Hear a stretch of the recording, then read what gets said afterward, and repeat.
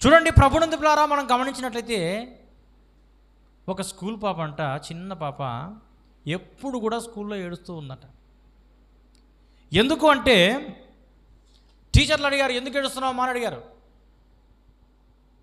ఏం లేదు మేడం, మా నాయన ఎప్పుడు కూడా పొద్దున ఉదయాన్నే పోలీసులు తీసుకెళ్తారు, సాయంకాలమే పోలీసులు తీసుకొని వస్తారు అని ఏడుస్తుందంట. అవునమ్మా, ఎందుకమ్మా ఏడుస్తున్నావు? పోలీసులు తీసుకెళ్తున్నారా? పోలీసులు తీసుకొస్తున్నారా? పోలీసు జీపులోనే వస్తున్నాడా? అయ్యో, ఎన్ని ఇబ్బందులు పడ్డాడో, ఎన్ని బాధలు పడ్డాడో కదా అని చెప్పేసి మేడం కూడా అనింది.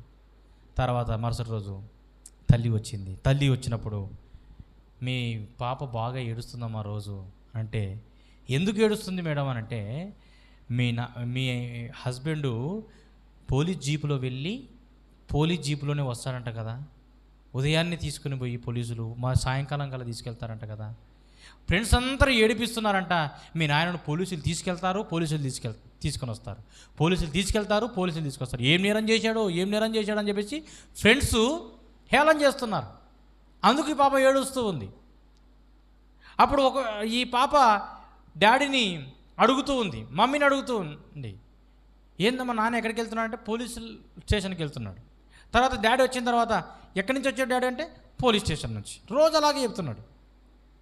అప్పుడు ఆ భార్య చెప్పింది, అంటే ఆ పాప తల్లి చెప్పింది, నా భర్తని పోలీసులు తీసుకెళ్ళడం కాదు, పోలీసులనే నా భర్త తీసుకెళ్తున్నాడని చెప్పింది.